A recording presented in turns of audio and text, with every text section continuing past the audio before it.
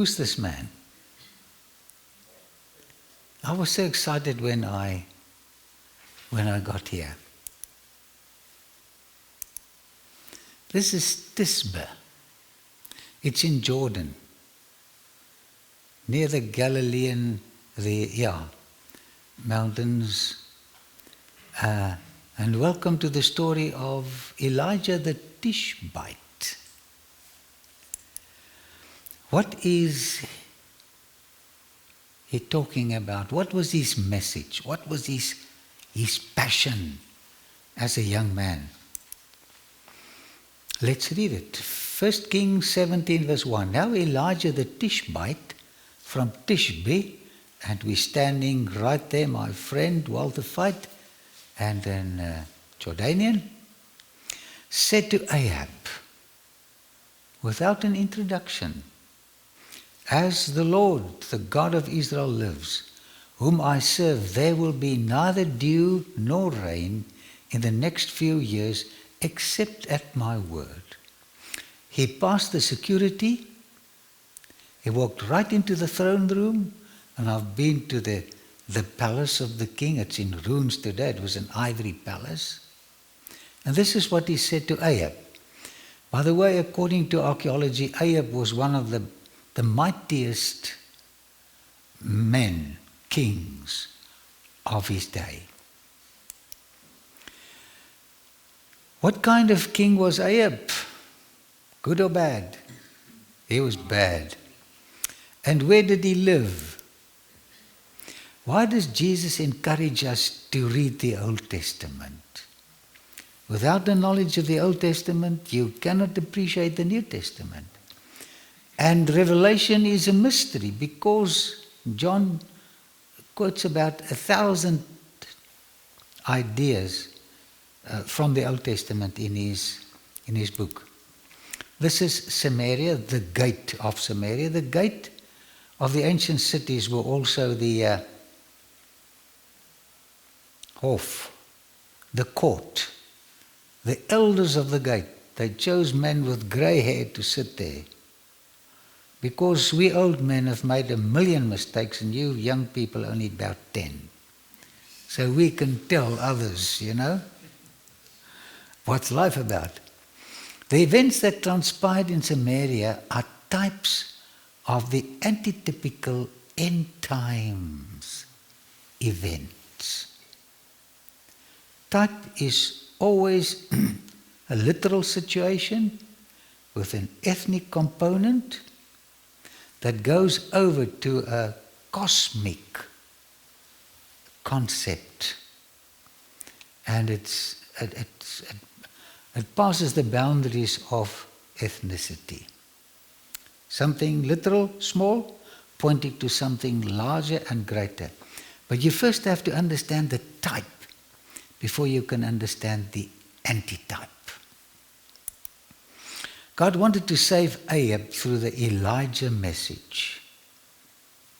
This is very important because the Elijah message is still preached today. And if I do not understand the components of the Elijah message from antiquity, I cannot appreciate the Elijah message of today. Does the end time Elijah message have the same passion? Yes. The story of Elijah and Ahab, is it fact or fiction?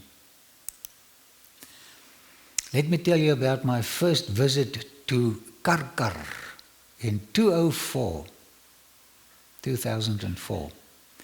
When I passed from Lebanon into Syria, I spoke to this guide and I said to him, I want to visit Karkar. And he said, Karkar? I've never heard of Karkar. So I said, it's a great city in your history. It's next to the Orontos. It's the place where Shalmaneser III in 853 fought a coalition. He couldn't help me. So between the two of us, asking people along the road, we eventually got to Karkar, Tel Karkar. But I didn't get all my info, so I had to wait a few years later. And in 2007, I visited the site, I did research, and now I'm familiar with what happened at Karkar. Join us in a search for related material concerning Ahab. And this is the site that we should be. Now, who is Shalmaneser III? He is a very important Assyrian king who wanted to extend the borders of Syria. And he fought at this very site to try and conquer the Levant, the Middle East, some of the countries. So archaeologists started to excavate the site, and they found some interesting material. Shalmaneser asked his scribes to write a history of the Battle of Karkar. And this stela got lost. And eventually they found the stela next to the Tigris River in Turkey at a place called Kurk. So this is called the Kurk stela. This is an Assyrian war relief. It shows you what Shalmaneser's army looked like, his tanks and planes and weapons, etc. The Aramaic account refers to the Karkar battle of 853 BC, where Shalmaneser fought a 12-nation coalition. It could be 13. They are still working on this issue. And now for a surprise. The account says there were almost 4,000 chariots, of which 2,000 belonged to Ahab. So he had about half the chariots in this huge coalition. And this gives us new insight into the life of Ahab, which we didn't have before. We only had the biblical account. Of the total 60,000 soldiers, 10,000 came from Ahab's army. So he was a mighty soldier. And then Shalmaneser also mentions another Israelite dignitary. And here you see the dignitary bowing before Shalmaneser. And he brings gifts, taxes. Who is this man? Well, just read the cuneiform at the bottom. It's Jehu, the king of Israel. This is very interesting insight, and it helps us to get a complete picture of the times of Ahab. Karkar says, the Bible is true. There was a king by the name of Ahab, and he was a mighty king.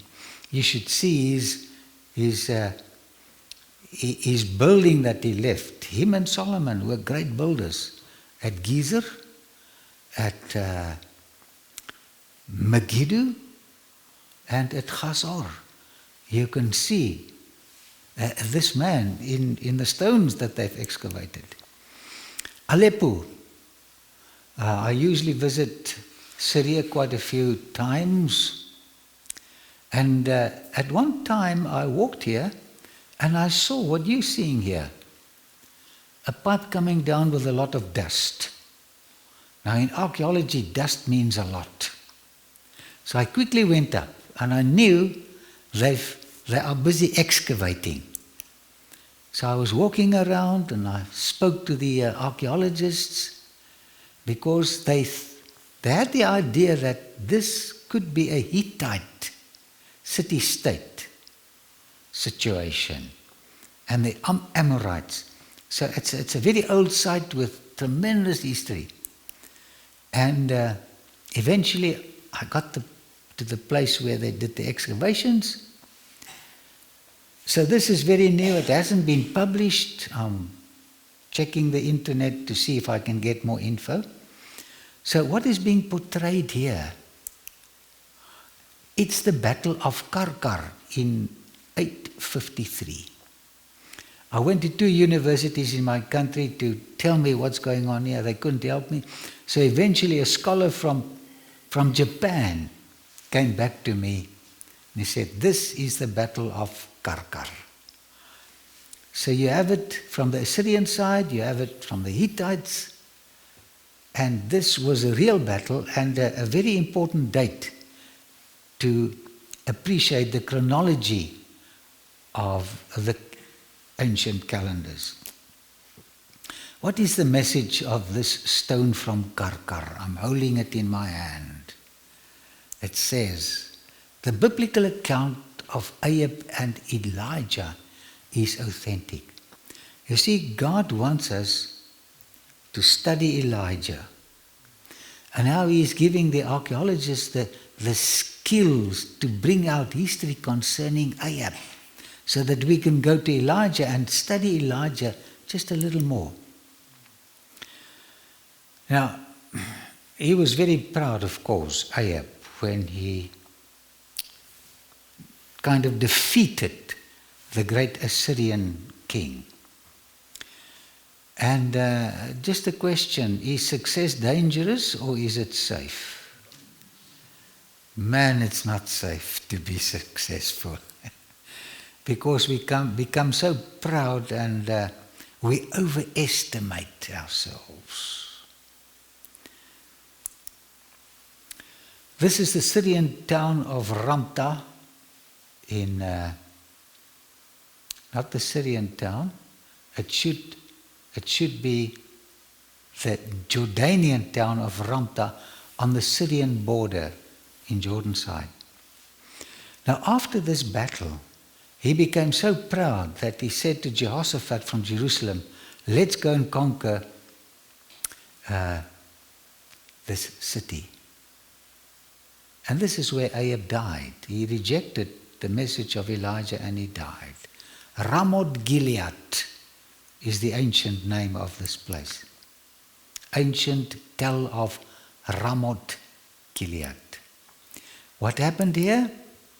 What prophetic warning that Ahab ignored?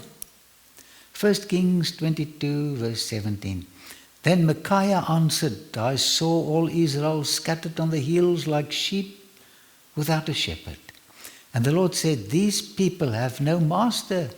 Let each one go home in peace. He rejected the prophetic message, this mighty man Ahab, in 853. He went here in battle against the prophetic warning and he lost his life. It's important for us to listen to the prophet.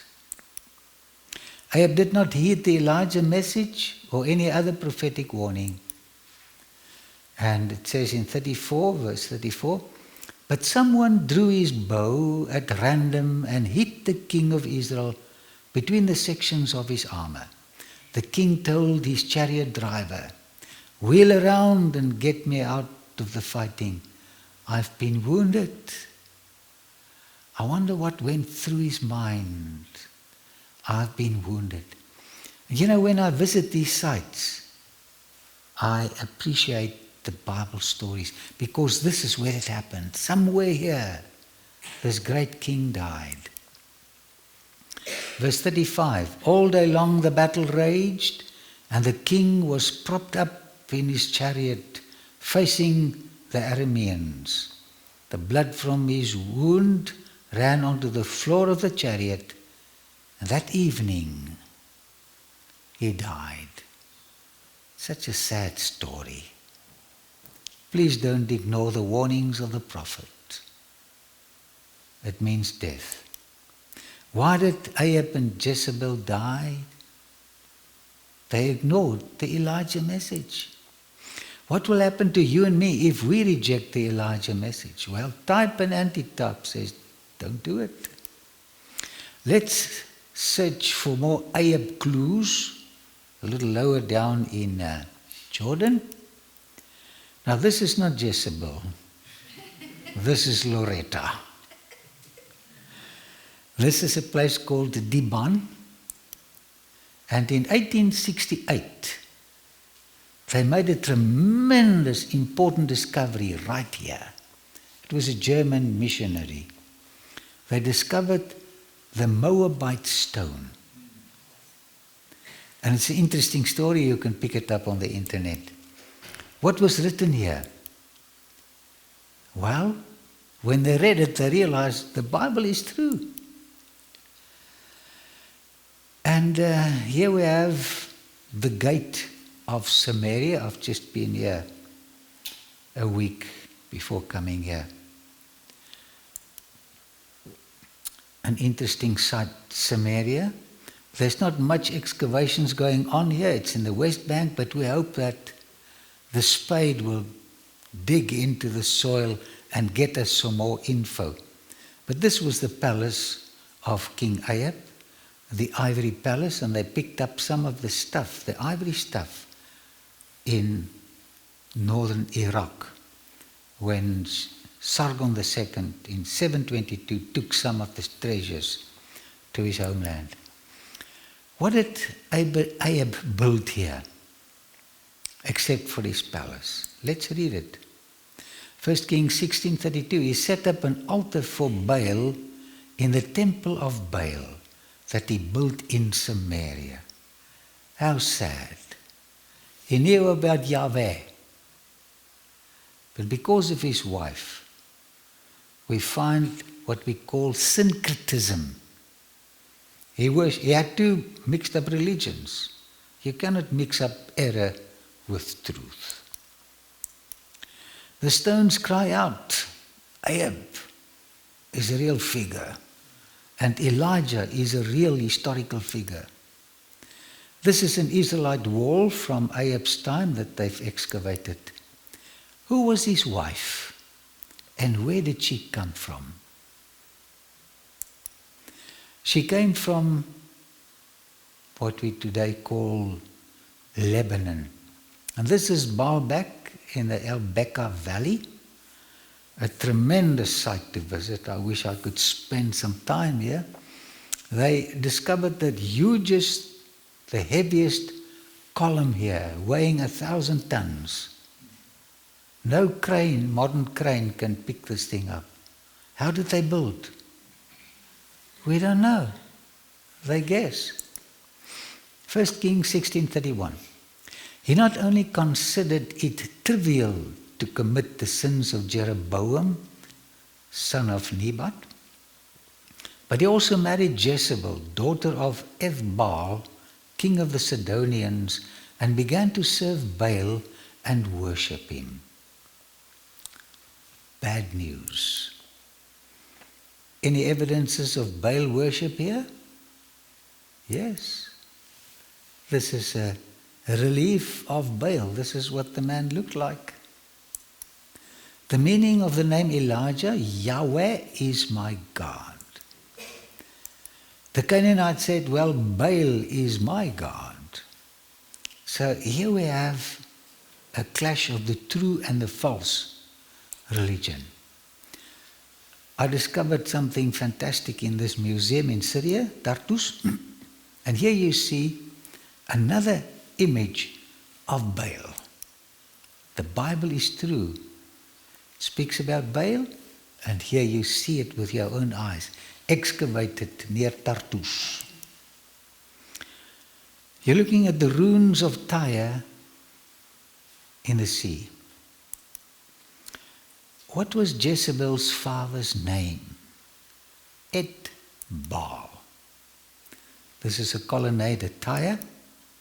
Did Jezebel introduce syncretism? Yes. She said to her husband, try this. And we got a mixture of religion, syncretism. Is this a type? Will the end time Elijah or Elijahs have a confrontation with syncretism, with religion that's mixed with truth and error? The type says the antitype must have it on a bigger scale. Any other typology in the Elijah, Ahab and Jezebel story? Yes. The year when Jerusalem was destroyed in 586, Ezekiel wrote this prophecy. 28 verse 1 and 2. The word of the Lord came to me, Son of man, say to the ruler of Tyre, this is what the sovereign Lord says. In the pride of your heart you say, now this is the prince, the ruler, I am a God. I am is the name of God, the tetragrammaton, Yahweh, ego eimi in Greek. I am a God. So this man said, I am a God. Now remember, this is type. There's an antitype somewhere in the future. I sit on the throne of a God in the heart of the seas. This was a tremendous important coastal city. And then the prophet says to him, but you are a man and not a God, though you think you are as wise as a God. Verses 9 and 10. How did God address this arrogance? Will you then say, I am a God in the presence of those who kill you? You will be but a man, not a God. In the hands of those who slay you, you will die the death of the uncircumcised at the hands of foreigners. I have spoken, declares the sovereign Lord. Type must have an antitype. Now from verse 12, the prophet switches from the ruler to the king. From the type to the antitype. Listen carefully. The word of the Lord came to me, Son of man, take up a lament concerning the ruler? No, the king. So he switches from ruler, type, to king, antitype of Tyre, and say to him, this is what the sovereign Lord says, you will be the model, you were the model of perfection. Was the literal ruler of Tyre ever a model of perfection? No. He's speaking of the antitype. Full of wisdom and perfect in beauty. So he's moving from a bad ruler, a literal, political, ethnical ruler, to another king of Tyre, Lucifer, the devil. You can appreciate Lucifer in the light of the ruler, the little ruler of Tyre. Where's this king? It's Satan. So Tyre, archaeology, and typology. And then he says in verse 13, you were in Eden, the garden of God. Every precious stone adorned you. Verse 14, you were anointed as a guardian cherub. The cherubs were guarding the law of God in the earthly temple. Lucifer was a guardian angel over the law of God in heaven. For so I ordained you. You were on the holy mount of God, and you walked among the fiery stones. This is what the devil used to be. Fulfillment of the disappearance of Tyre. A type of the fate of the end time Tyre. By the way, Ezekiel predicted that the entire city of Tyre would disappear in the sea. This is a marvelous prophecy. I've been so many times here, and every time I look at the evidence of this prophecy, I marvel at the accuracy of the Bible. The wickedness of the literal ruler of Tyre enables us to appreciate the work of the antitypical ruler king, the devil, a little better. He's also called the king of Babylon in Isaiah chapter 14. What was the character of Lucifer like before he sinned? Verse 15 says, you were blameless in your ways from the day you were created till wickedness was found in you. The sin is a mystery. Only one day will we exactly understand what sin really is. What's the devil's fate? Will he be destroyed in fire and disappear? Verses 18 and 19 says, by your many sins and dishonest trade, you have desecrated your sanctuaries. So I made a fire come out from you. So he will be exploded from the inside, burnt from the inside. And it consumed you. And I reduced you to ashes on the ground in the sight of all who were watching. All the nations who knew you are appalled at you. You have come to a horrible end and will be no more. We call this proleptic writings. The prophet writes the future in the present tense. Back to the story of Elijah, Carmel, the religious confrontation, eschatology, end time events. Let's visit Muraka. What is the meaning of Muraka?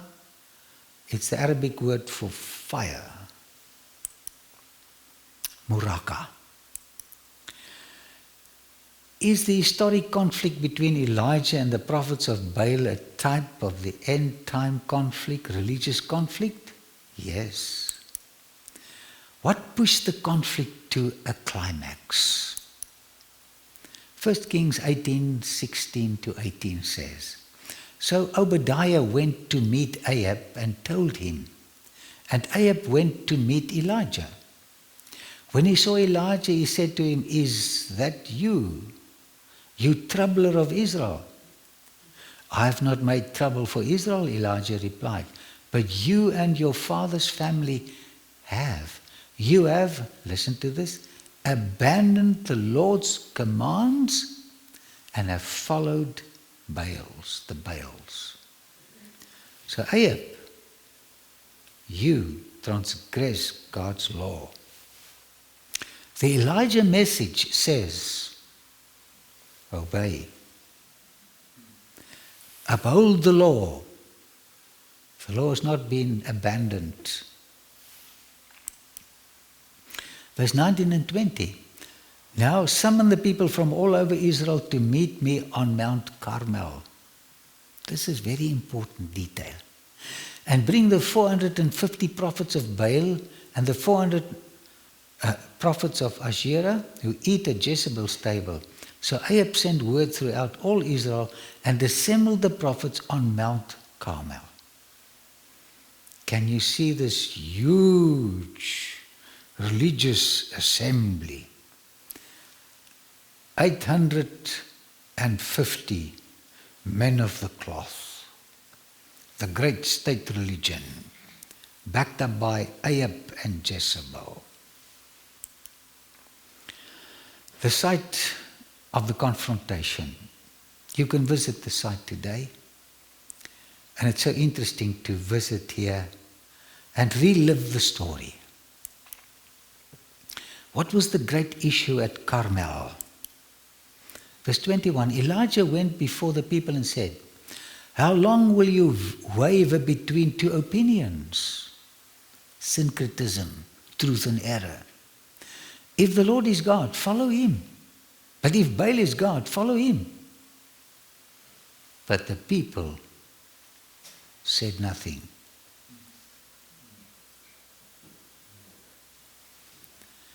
This is step number 1. it evolved around worship. The first religious war was because of worship. Cain killed Abel. A type of the end time war. Religious war. What about the antitype? Revelation 13:4 says, men worshipped the dragon because he had given authority to the beast. And they also worshipped the beast and asked, who is like the beast? Who can make war against him? Worship. Worship is so important. End time Baal worship. We will have it again. And then Revelation 14:6 says, then I saw another angel flying in mid-air, and he had the eternal gospel to proclaim to those who live on the earth, to every nation, tribe, language and people. And he said in a loud voice, fear God and give him glory. Worship is not about me. It's about God. It's very dangerous to have a religion that's involved in all my emotions. It's worshipping God. There's nothing in you to be worshipped. For the hour of his judgment, worship him who made the heavens, the earth, the sea, and the springs of water. By the way, John took the fourth commandment concerning the Sabbath and he put it in here. End time true worship. Back at Muraka, when I stood here, I could see the people on this platform here assembling with 850 priests right on top. Who triumphed at Carmel? You can read the story in the Bible. Who triumphed? Elijah triumphed. It says in verse 29, midday passed, and they continued their frantic prophesying. A lot of commotion, decibels, until the time of the evening sacrifice. When was Christ? When did he die on the cross? At the evening sacrifice, 3:00. But there was no response, no one answered, no one paid attention. How did the Elijah message get a response? I like this. How can the way I worship get people to respond to the gospel? 1 Kings 18:30 says, then Elijah said to all the people, come here to me. Come here to me. Can you hear the sound of the gospel? Come unto me, all ye that labor and are heavy laden. They came to him. And what did he do? And he repaired the altar of the Lord, which was in ruins. The Elijah message says, expose error, uplift the law, but don't stay with the law. Build the altar. The altar was salvation by grace in the Old Testament. There was a sacrificial lamb on the altar pointing forward to Christ. So the Elijah message must have obedience and grace combined. This is the truth. The end time Elijah message must have the same components. What was on the altar? Demonstrating salvation gives people an opportunity to respond. He couldn't convince them by pointing to their sins only. He had to build an altar with a sacrifice on it. So we have to give a balanced message to people. What kind of altar am I erecting? Then it says in 36 and 37, at the time of the sacrifice, 3:00. And here you can couple Calvary with what happened here. The prophet Elijah stepped forward and prayed. Not frantic, screaming. Simple prayer. O Lord God of Abraham, Isaac and Israel, let it be known today that you are God in Israel, and that I am your servant, and have done all these things at your command, obedience. Answer me, O Lord. Answer me, so these people will know that you, O Lord, are God, and that you are turning their hearts back again. Can you see the prophet praying on his knees, pleading with God, not screaming, just pleading with God? Then the fire of the Lord fell and burnt up the sacrifice, the wood, the stones, and the soil, and also licked up the water in the trench. When all the people saw this, they fell prostrate and cried, "The Lord, He is God, the Lord, He is God." Obedience, the gospel, Holy Spirit. This is what convinces people. What happened to the rejectors of salvation by grace? 18 verse 40 says, Then Elijah commanded them, seize the prophets of Baal. Don't let anyone get away. They seized them, and Elijah had them brought down to the Kishon Valley and slaughtered there. What is the future of the false prophet according to the Elijah story? Destruction. God respects our choice, but He tells us about the consequences. I like the mature way God works with people. This is the Kishon River. When I went here, I thought of what happened here. We will not be lost because of sinning, but we will lose eternity if we refuse God's great offer to be saved. When Elijah extended the invitation to accept Christ as the only means of salvation, the false prophet rejected his invitation. There was nothing more that God could do for them, and they had to receive their punishment. Modern people at the site where Elijah called for a decision to follow God. Do you hear the echoes of the appeal?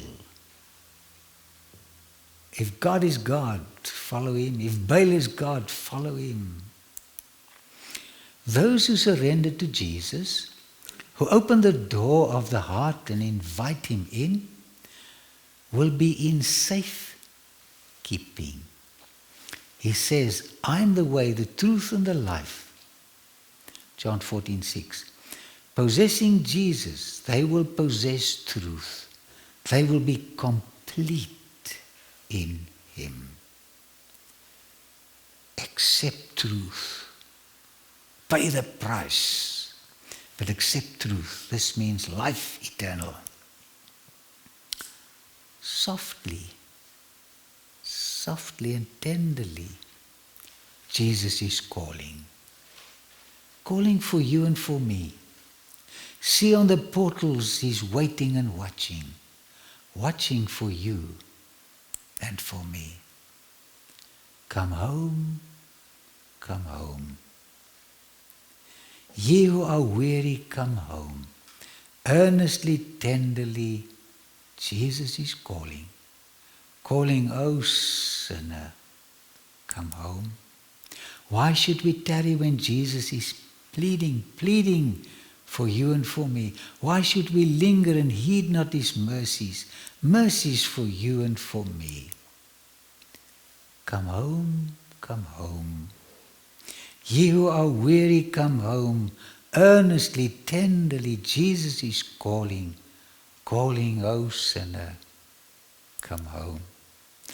Time is now fleeting, the moments are passing from you and from me.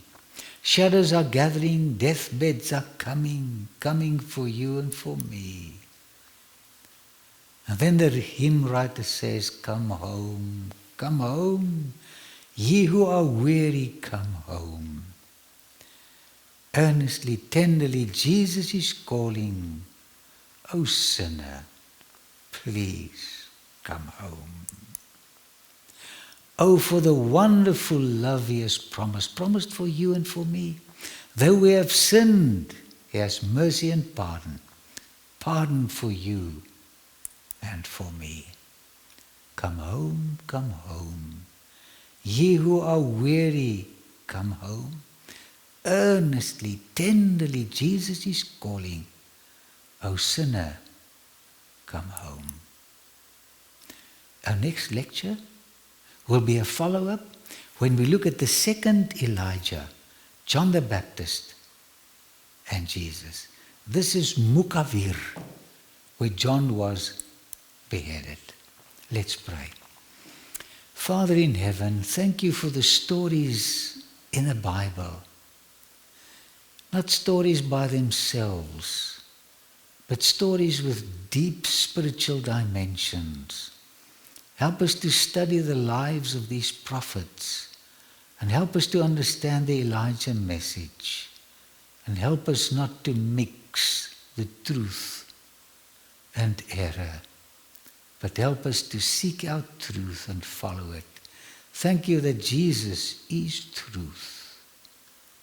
Bless us till we meet again. In his name, amen.